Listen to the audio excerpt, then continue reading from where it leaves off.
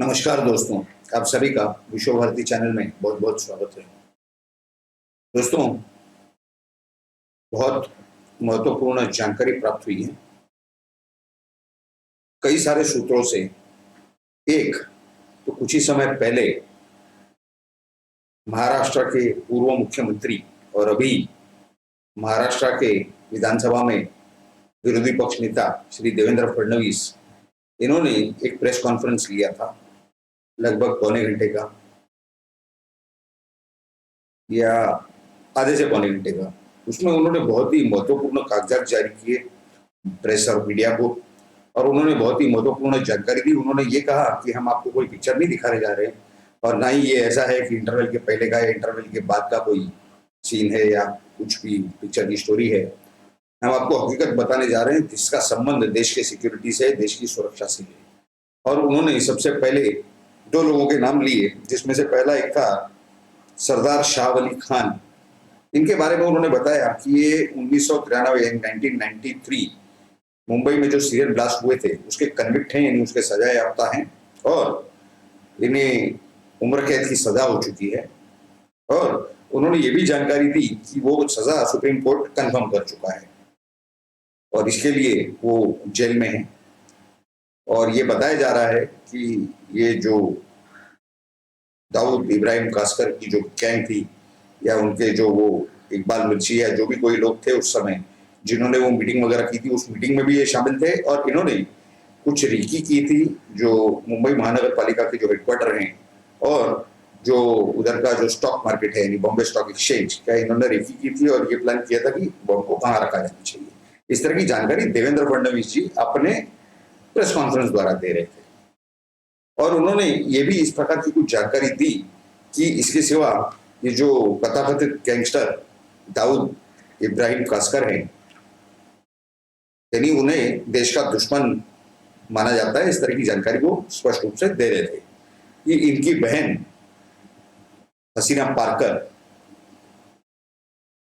ये इनके साथ में एक और आदमी रहता था जो कि उनका बॉडीगार्ड कम उनका फ्रंटमैन कम उनके सब यानी व्यवहार देखने वाला बॉडीगार्ड के जैसे भी वो काम करता था। उसका नाम कुछ सलीम पटेल बताया जा रहा है, मोहम्मद सलीम इशाक पटेल। उसे सलीम पटेल करके सभी लोग जानते थे और वो सभी व्यवहार इनके हैंडल किया करता था।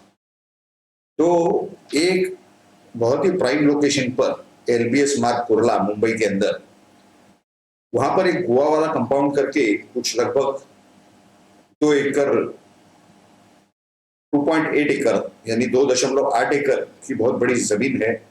और उसके जो जमीन जो थी उस पर इसी का नाम चढ़ा हुआ था, यानी ओनरशिप ये इशाक पटेल और ये जो शाह अली खान, दोनों में से एक के पास पावर ऑफ अटॉर्नी भी था उस जमीन का। और जो उस जमीन के मालिक थे ओरिजिनल गोवा वाला, वो तो एक्सपायर हो गए, लेकिन उनकी जो पत्नी थी या जो बच्चे थे, ये सभी घर के लोगों ने इन्हें जमीन दे दी थी। तो उनसे ये जो पूरी जमीन है कथाकथित रूप में ये बताया जा रहा है कि ये जो पावर ऑफ अटॉर्नी होल्डर और जिन्हें ओनर दिखाया गया, यानी ये सभी दाऊद के कनेक्शन के लोग, इनसे ये जमीन खरीदी गई है। एक सॉलिडस कंपनी है प्राइवेट लिमिटेड, उन्होंने ये खरीदी। और उसमें ऐसा आरोप देवेंद्र फडणवीस लगा रहे हैं कि उसमें ये नवाब मलिक ये डायरेक्टर थे, अब उनके बेटे डायरेक्टर हैं। 2019 से इनके भाई भी डायरेक्टर हैं। उन्होंने वो जो खरीद फरोख्त हुई उसके कागजात प्रेस मीडिया को दे दिए, बाकायदा उसके कॉपीज, जो अग्रीमेंट्स के कॉपीज। और उन्होंने ये भी बताया कि ये 2005 का सौदा था, व्यवहार था। उसी समय थोड़ा ही आगे उसी रोड पर यानी नजदीकी इस जमीन से एक और फिनिक्स मिल नाम की जगह है, फिनिक्स मॉल, उसका सौदा 2000 रुपए स्क्वायर मीटर के हिसाब से हुआ था उसी दौरान, उसी समय पर। थोड़ा कुछ दिन आगे पीछे पकड़ लीजिए। और ये सौदा बहुत ही कम दामों में हुआ, यानी 25 रुपए स्क्वायर फुट से ये सौदा हुआ। जिसके 15 रुपए पर स्क्वायर फुट के हिसाब से पैसे अदा किए गए। तो पहले तो ये इतने कम पैसे में किस तरह से सौदा हुआ। दूसरी बात कि क्या रिलेशन है। तीसरी बात उन्होंने कहा कि ये है कि ऊपर के जो बाकी बचे हुए पैसे क्या वो ब्लैक मनी में दिए गए हैं, काले पैसों में दिए गए हैं इन गैंगस्टर्स को। इस तरह का सवाल देवेंद्र फडणवीस ने खड़ा किया और उन्होंने ये भी कहा कि इसके बाद और 2019 के पहले तक और 4 इसी प्रकार के व्यवहार हुए, उसके भी कागजात हमारे पास हैं। हम मीडिया को ज्यादा कुछ जानकारी देके, ज्यादा कागजात देके उलझाना नहीं चाहते, कंफ्यूज नहीं करना चाहते। इसके लिए ये जो पूरी जानकारी है, ये जो पूरे कागजात है, ये हम एप्रोप्रिएट अथॉरिटी के पास हम पेश करेंगे। यानी वो चाहे सीबीआई हो, एनआईए हो, राज्य की सरकार हो या वहां की पुलिस हो उस राज्य की। तो उस मीडिया पर्सन जो वहां पर थे, उन्होंने उनसे पूछा देवेंद्र फडणवीस से कि क्या आप राज्यपाल और राज्य के मुख्यमंत्री को नहीं देंगे। तो उन्होंने कहा कि आपने अच्छा सुझाव दिया है, हम अपने लीगल कंसल्टेंट से पूछ करके, उनकी सलाह लेकर के उस हिसाब से एप्रोप्रिएट अथॉरिटी के सामने ये पूरी जानकारी और ये सारे सबूत रखेंगे। इस प्रकार का जवाब देवेंद्र फडणवीस ने दिया है।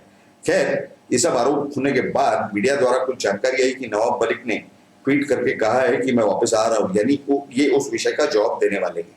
ये तो हो गया एक विषय। और बड़ी जानकारी ये है कि काफी सारे सूत्रों से ये जानकारी प्राप्त हो रही है कि मुंबई पुलिस ने एक रिकॉर्डिंग जो हासिल किया था, ये तुलसी पाइप रोड पर यानी सेनापति बापट मार्ग मुंबई के, वहां पर एक फिनिक्स मॉल है, वहां पर एक सीसीटीवी रिकॉर्डिंग से, जहां पर ये पूजा दद्दानी यानी शाहरुख खान की मैनेजर ये किरण गोसावी से मिली थी। अभी किरण गोसावी ये पंच है और जो सुनील पाटिल है, उन्होंने टीवी के न्यूज चैनल पर अभी पिछले कुछ 2-3 घंटों के अंदर एक मुलाकात देकर के ये कहा था कि ये जो भी पैसे सुनील पाटिल ने नहीं, माफ कीजिए, प्रभाकर सैल, कि ये जो भी पैसे आए थे 50 लाख रुपए, उसमें जो भी ट्रांसफर करना था सुनील पाटिल के अकाउंट में वो ट्रांसफर कर दिया गया और बाकी के जो पैसे हैं वो सैम डिसोजा को भी दिए गए। तो ये पूरी रकम जो है बाद में सैम डिसोजा ने रिकलेक्ट करके यानी वापस लेकर के ये पूजा दद्दानी को वापस दे दिया। अब ये जो व्यवहार हुआ पैसे देने का और वापस लेने का, ये पूजा दद्दानी ने जो भी काम किया ये शाहरुख खान की तरफ से किया, क्योंकि ये तो उनकी मैनेजर है। तो अब अगर उन्होंने एनसीबी के किसी अधिकारी को देने के लिए अगर ये पैसे दिए तो ये सीधा सीधा घूस का केस बनता है, जिसमें अगर घूस देने वाला जो है जिससे डिमांड की गई है वो अगर एंटी करप्शन ब्यूरो के पास जाता है, यानी क्योंकि सेंटर के अधिकारी है, केंद्र के अधिकारी है, तो केंद्रीय एंटी करप्शन ब्यूरो के पास उन्होंने गुहार लगानी चाहिए थी, जो उन्होंने नहीं लगाई। सीबीआई के अंदर एक एंटी करप्शन ब्यूरो है। इसका मतलब ये है कि केंद्रीय अधिकारी ने, किसी भी केंद्रीय अधिकारी ने ये पैसे नहीं मांगे थे। ये पैसे मांगे थे किरण गोसावी ने, जो कि आरोप लग रहा है। और किरण गोसावी से समीर वानखेड़े ने कोई मांग की थी, इस तरह का कोई भी आज तक कोई बात नहीं हुई। अब अगर ये की जाएगी तो मनगढ़ंत गिनी जा सकती है इन परिस्थितियों के बाद या इन परिस्थितियों में। खैर, ये सब के अंदर सबसे बड़ा सवाल यह है कि महाराष्ट्र की जो एसआईटी बैठी है इस मामले में, राज्य सरकार की, उन्होंने पूजा दद्दानी को समन किया था, कल बुलाया था, कल वो पहुंच नहीं पाई। उन्होंने कहा कि तबीयत उनकी खराब है। इस बीच ये जानकारी है कि शाहरुख खान प्राइवेट प्लेन से दिल्ली गए थे और दिल्ली से वापस आए हैं। एयरपोर्ट का इन्होंने कुछ सीन्स दिखाए मीडिया वालों ने, जो कि छाते के पीछे छुप छुप करके शाहरुख खान अपनी गाड़ी में जाकर के बैठ रहे हैं, नहीं वापस आने के समय। तो वो जो करीना टर्मिनल है इंटरनेशनल या नेशनल एयरपोर्ट का, वहां पर अगर आप गौर से देखेंगे तो एक नहीं 2 लोग वो एयरपोर्ट से बाहर आ रहे हैं। छाता 2 बार एयरपोर्ट की तरफ जा रहा है, यानी एयरपोर्ट का जो टर्मिनल का जो गेट है वहां से गाड़ी तक जब 2 बार आ रहा है, यानी 2 लोग गए थे। अब क्या सवाल ये पैदा होता है, क्योंकि शाहरुख खान ने इस विषय में कोई भी पब्लिक कमेंट नहीं किया है, इसलिए इस विषय में कुछ भी अंदाजा लगाना हालांकि गलत बात होगी, लेकिन कुछ लोगों का ये कहना है कि उनके कोई नए मूवी का, नए पिक्चर का वो असाइनमेंट के लिए गए थे और उनका वो जो अपीयरेंस था, यानी वो जो दिखावा था, वो नहीं चाहते कि वो पहले पब्लिक हो जाए। इस वजह से ये सब छुपा छुपी का खेल खेला गया है। लेकिन दूसरे कुछ लोगों का ये कहना है कि उन्होंने वहां किससे बात की, किससे गुप्त मीटिंगें की अपने बेटे के केस के चक्कर में दिल्ली में, किसी बहुत बड़े नेता से या मंत्री से, ये बात बाहर नहीं आ जाए इसके लिए छुपा रहे थे। लेकिन हमारे सामने दूसरा एक सवाल है कि उनके साथ जो दूसरा शख्स अगर ये थे और इनके साथ अगर कोई दूसरा शख्स था तो वो कौन था। या फिर ये गुप्त रूप से आर्यन खान को तो लेकर के दिल्ली नहीं गए थे बिना कोर्ट के परमिशन के और बिना इन्वेस्टिगेटिंग ऑफिसर के, यानी एनसीबी के इन्वेस्टिगेटिंग ऑफिसर के? तो ये सारे प्रश्न चिन्ह खड़े होते हैं। दूसरी बात, इसके बाद अगर आपको एक और जानकारी दे सॉरी माफ कीजिए, कि एसआईटी ने जो पूजा ददलानी को बुलाया था शाहरुख खान के मैनेजर को, तो गई नहीं, उन्होंने तबीयत खराब है इस तरह का जवाब दिया। बहाली आने वाले समय में उन्हें फिर बुलाया जाएगा और शायद ऐसी संभावना है कि ऐसी कोशिश चल रही हो, क्योंकि पहले आरोप लगाए गए थे समीर वानखेड़े पर कि वो प्राइवेट आर्मी लेकर के किडनैपिंग का काम कर रहे हैं, रैंसम ले रहे हैं वगैरह वगैरह। उसके बाद यही आरोप लगाया गया देवेंद्र फडणवीस पर कि उनके छत्र छाया में ड्रग्स का काम चल रहा है महाराष्ट्र में। उसके बाद तीसरा इसी विषय में आरोप लगाया गया मोहित कंबोज यानी मोहित भारतीय पर। तो क्या ये संभावना है कि पूजा ददलानी का बयान लेकर के, उसके बाद उसमें सुनील पाटिल का बयान लेकर के, जो कि कथाकथित कार्यकर्ता है एनसीपी के, मोहित कंबोज या मोहित भारतीय को इसमें आरोपी बनाया जाए? इस तरह की पूरी संभावना है या नहीं है, इस विषय में आप जरूर हमें कमेंट करके बताएं। लेकिन ये पैसे भले ही दिए गए और वापस लिए गए, लेकिन अगर ये घूस के तौर पर थे, क्योंकि एनसीबी की जो स्पेशल टीमें आई हुई है वो इसकी तहकीकात जरूर करेंगे। अगर उसमें यह पाया जाता है कि घूस के तौर पर ये पैसे दिए गए थे, तो घूस देना और लेना दोनों ही पाप है। घूस बता करके रैंसम लेना ये भी गलत है। तो इसमें दोनों तरफ से अटकने वाला काम है राज्य सरकार की एसआईटी और केंद्र की एसआईटी। इसमें अगर ये पूजा ददलानी अटकती है दोनों में से एक तरफ या दोनों तरफ, तो उन्होंने जिसकी तरफ से काम किया है, जिसके वो मैनेजर है, उसका अटकना लाजमी है। तो आप समझ सकते हैं कि किस लेवल पर ये केस जा रहा है। आर्यन खान की दोबारा इसके अंदर छानबीन होने वाली है, जांच होने वाली है, उन्हें भी बुलाया जाएगा। इस तरह की सब्सटेंशियल न्यूज हमें प्राप्त हो रही है। अब देखना यह है कि दाऊद गैंग के साथ, यानी देशद्रोहियों के साथ, जिन्होंने मुंबई बम ब्लास्ट किए, बॉम्बे बम ब्लास्ट किए, उनके साथ नवाब मलिक के ताल्लुकात को इस्टेब्लिश करने का काम देवेंद्र फडणवीस ने किया है। उस प्रकार के उन्होंने सबूत जुटाए हैं सरकारी दफ्तरों से। इस विषय में वो किसके पास शिकायत करते हैं और उस पर क्या कार्रवाई होती है, ये देखना अभी तो बाकी है ही है। लेकिन आपको एक और साथ में जानकारी बता दें कि एनसीबी के मुंबई के वेस्टर्न जोन के जोनल डायरेक्टर समीर वानखेड़े अपने परिवार के साथ महाराष्ट्र के सम्माननीय राज्यपाल सम्माननीय भगत सिंह कोश्यारी जी से मिलने जा रहे हैं नवाब मलिक के खिलाफ शिकायत करने की। उन्होंने उनका जो शपथ थी गोपनीयता की और पद की, उसे भंग करके किस तरह से काम किया है और किस तरह से एक शेड्यूल कास्ट परिवार को उन्होंने टारगेट किया है। इस विषय में राज्यपाल भी क्या कार्रवाई करते हैं ये देखना अभी बाकी है।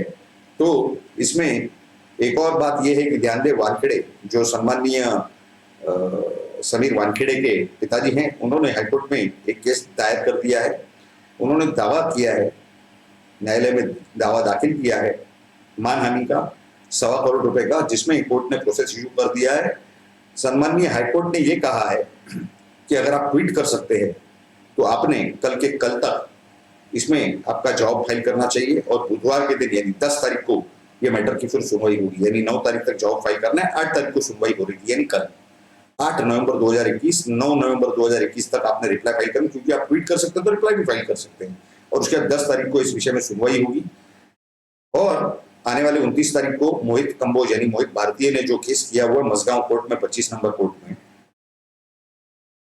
उसमें प्रोसेस इशू चुका है। 29 तारीख तक नवाब मलिक को वहां भी हाजिर होना है, वो भी क्रिमिनल केस है, वहां पर भी उन्हें जमानत लेनी पड़ेगी। इस तरह से चारों तरफ से वो घिरते हुए नजर आ रहे हैं। यानी ये जो कानून की तलवार है, मंत्री को लगता है कि हमारे हाथ में है, लेकिन मंत्री का कर्तव्य था कि एजेंसीज को हम पे लगाना, न कि ट्विटर पर लोगों का नाम खराब करना या मीडिया कॉन्फ्रेंसेस लेकर के किसी की मानहानि करना।